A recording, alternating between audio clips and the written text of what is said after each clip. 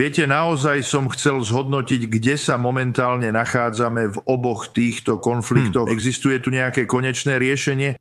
A myslíte si, máte presné číslo o Ukrajine?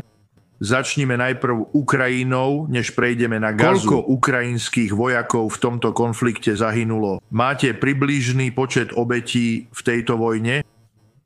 Áno, moje zdroje v teréne, hlavne v Poľsku, menej na Ukrajine a v Rusku, hovoria, že 1,8 milióna mŕtvych je dobrý odhad počtu zabitých ukrajinských vojakov.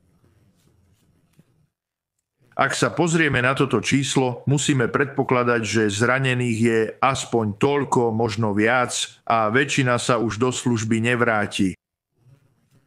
Inými slovami, ich zranenia sú také vážne, že sú trvalo invalidní. Už nemôžu prispieť, čo vysvetľuje, prečo teraz doslova škrabú dno suda a povolávajú 60 až 65 ročných mužov. Je to katastrofa. Prečo je to tak?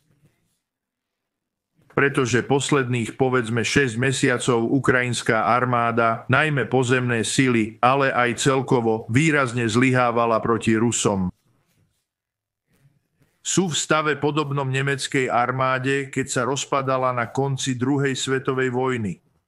Ak sa vrátime do rokov 1944 až 1945, väčšina ťažkých strát Nemcov prišla v posledných 6 až 9 mesiacoch a veľa ľudí sa snaží odpútať, ustúpiť na nové pozície alebo sa jednoducho stiahnuť do bezpečia. A keď sa to deje, vidíte, že všetko, čo teraz vidíte na obrazovke, na nich padá po tisícoch. Myslím, že včera v noci bolo v Kyjeve vyše 700 dronov. Neviem, koľko rakiet a raketového delostrelectva. Ale hovoríte o svete bez oddychu, bez úkrytu, bez pokoja, bez možnosti sa skryť. Takže 1,8 milióna je podľa mňa veľmi tvrdia, že mŕtvych je viac. Môže to tak byť, ale určite nie menej. 1,8 milióna. Len sa nad tým na chvíľu zamyslite, lebo aké sú ukrajinské čísla. Ukrajina hovorí o možno 200 000. Áno, máme šťastie. No, Koji, Clayton, Natalie, zaoberáme sa týmto príbehom. Je to len založené na klamstvách MI6 v Londýne a CIA v Langley. Samozrejme úzko spolupracujú s Mossadom, takže hovoríte o veľkom spravodajskom komplexe s ochotnými médiami. Čo počujete v hlavných médiách, sú tiež lži, lebo podporujú túto politiku. Takže keď sa pozriete na presne banky z Wall Street a ich majitelia, guru súkromného kapitálu, oligarchovia s miliardami, plus médiá a samozrejme Hollywood. Spojte to a máte spravodajský aparát plný toho, čo sme kedysi nazývali neokonzervatívci.